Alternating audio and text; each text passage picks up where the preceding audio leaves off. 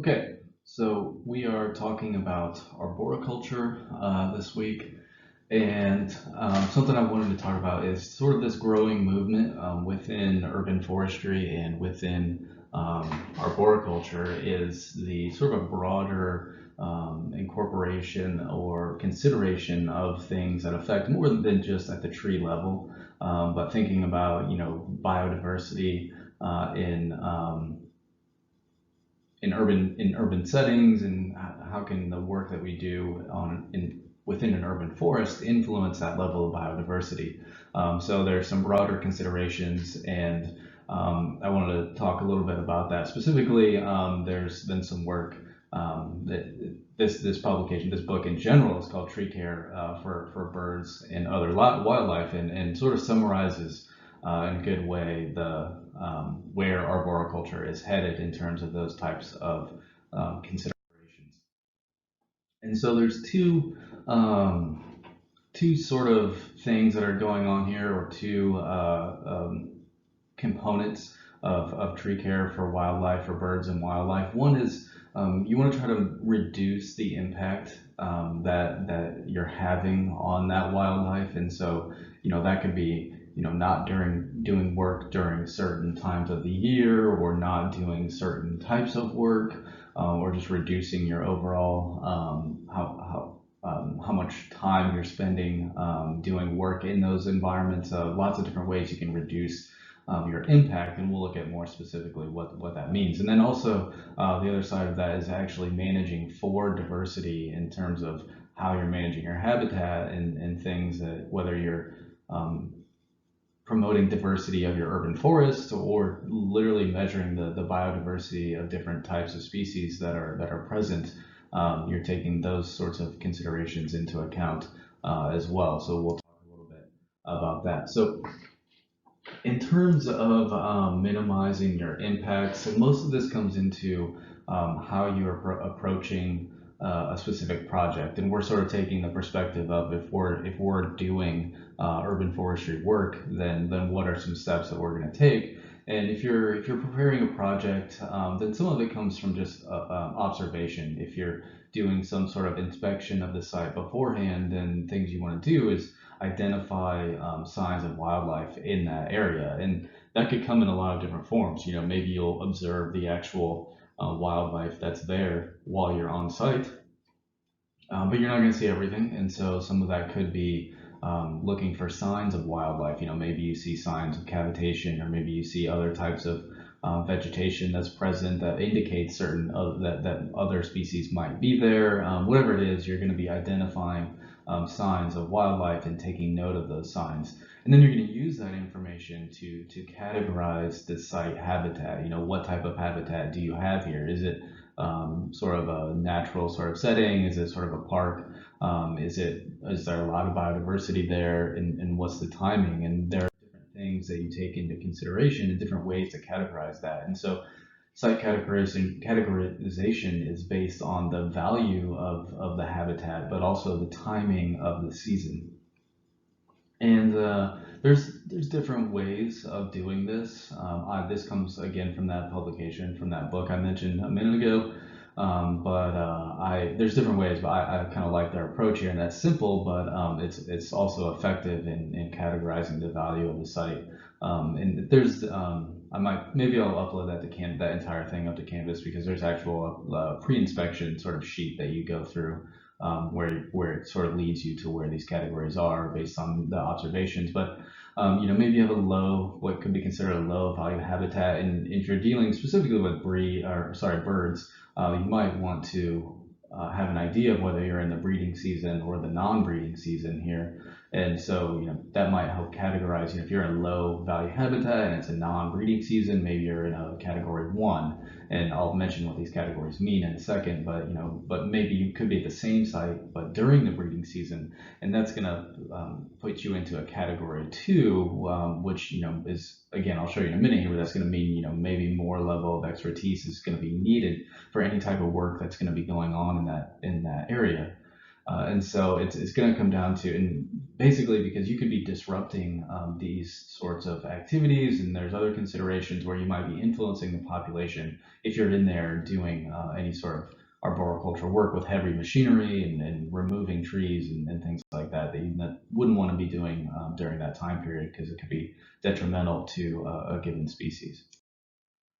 And so what I mean here is that the categorization determines the level of expertise that could be needed to conduct any kind of arboricultural work in order to, if you want to minimize those impacts, which if you're taking this approach, then that's kind of the goal. And so you could have a category 1, which might be considered kind of low, what do I want to say, I don't know, low risk or not. It's low risk for having tree work being done in there. So maybe a tree care worker with some sort of awareness training is going to be able to do just a pre-work inspection, and not a high value site, not a lot of species, and so any work that's going to be done probably isn't going to be that disruptive anyway. But maybe you have a category 2, which is maybe you have more a high value site, maybe there are more species or indicators of more biodiversity in that area. Maybe you want to have a wildlife trained arborist where they've actually undergone some training. And this book is specific to California, and I think they might actually have some specific training through their chapter of international. They're within the International Society of Arboriculture. There are different chapters at the state and local levels, so they might have some specific training for what they consider a wildlife trained arborist, for someone to come in and is going to be able to more carefully do that work because they've had that training and decide, this is okay and this isn't okay because certain things are here.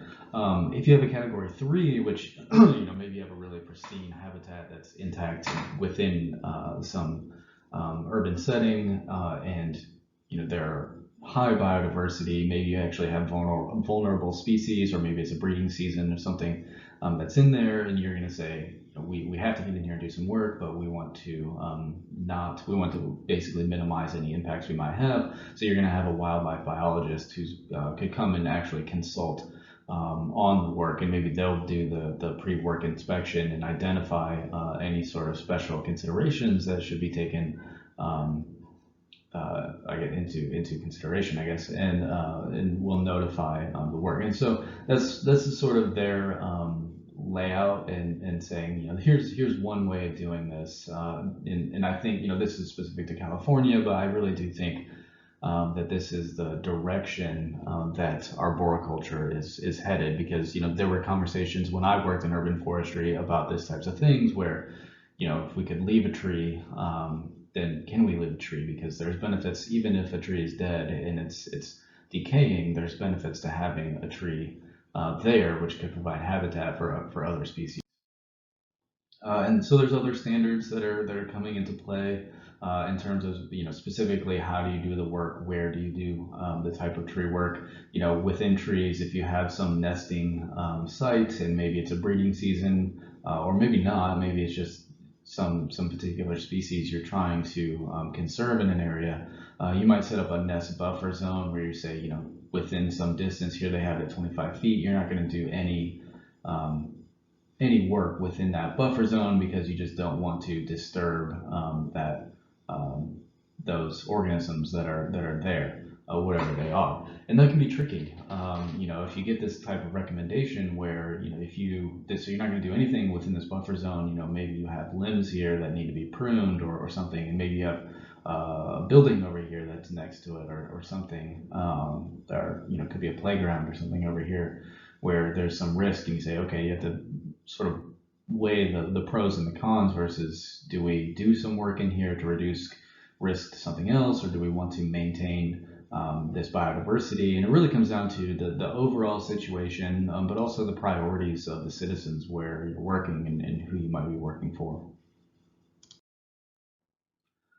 There's other sort of approaches as well. This sort of just is coming on the tail of stuff that I've already mentioned here, but previously weren't really doing these types of considerations. You might have a tree which has a cavity in it here like this, and you may not know this, but these types of cavities can reduce the structural integrity of a tree. And so, maybe there's decay or something, and so this tree is more likely to fall, or this branch might be more likely to fall off because of this cavity that's here. And so if you're in an urban setting, and you have a building right here, previously, if you're not really looking at it from this perspective, you might come in and say, okay, this is a tree we want to remove, so we can remove the risk here to this structure. But if you're taking an approach where, well, we want to also think about the wildlife habitat, and we have biodiversity that we're trying to maintain in this area or in this city, you might look at that and say, okay, how can we retain this tree while actually removing the risk to anything else? And so, there are different types of cuts where, maybe you're just reducing the edge out here if you want to maintain, even more habitat out here for nesting, or maybe that's not enough. Maybe you need to make a cut here or a removal cut here. And it's not super important that you know what these specific cuts mean. But the point is that depending on your perspective, you might be taking a different approach to how to manage this particular tree. And this is a super common scenario where you have a tree that has gotten some wound or cavity in it all the time, and you have to make this determination. So I think things are moving more in this direction where you're saying, okay, we can do different things because it's not just about this specific tree. There's also other considerations to think about when we're doing this type of work. There's some other things, when you get to the urban forestry level, but even when you're making individual decisions, there's additional practices. So there's the diversity approach, which is outlined, where you're trying to do a number of things that could provide habitat and improve your biodiversity or increase your biodiversity. So you might increase the tree species diversity. You're not going to plant the same species of tree everywhere. There's going to be diversity in the species that you're planting.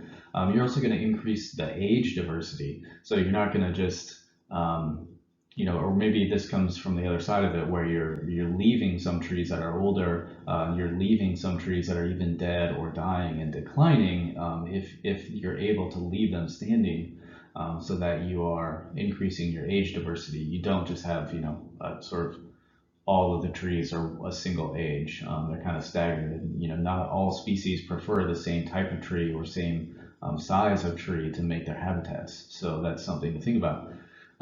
You might also increase your ground and shrub cover. So again, not all species are going to be living in trees in general, and so you're going to just kind of increase the number of layers in your urban forest, in your urban vegetation. You're going to increase the use of native species.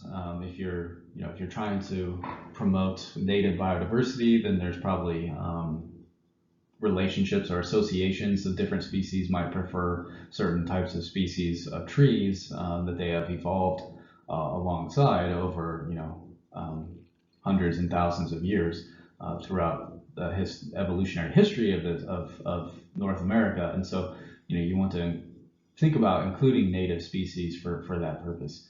And then also you're going to want to increase spatial diversity. And this is something we'll come back to when we get into sort of the spatial dynamics of urban forest. But you maybe at the city level you have really high biodiversity, but maybe on some streets it's the same tree, the same species planted.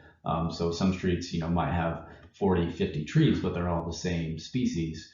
And so you don't really have great spatial diversity, even though at the city level you might have high species diversity. So you want to increase the heterogeneity of your urban forest. And so those are just things to be taken into account. I think urban forestry and arboriculture in general is moving in this direction, where it's a more holistic sort of broad view of saying, okay, we want to conserve biodiversity as well as maintaining our canopy. And so how can we do that and provide habitat while also getting the benefits and reducing the risks of having trees in an urban environment? Okay, so that's it for my lecture videos. There's going to be another video and another reading that gets into this tree care for wildlife stuff, because I think it's an interesting direction that arboriculture is going. So as always, this is the last lecture video, but keep working your way through the module, and I will see you next week. But also, if you run into any questions or anything, just shoot me an email or shoot me a message on Canvas.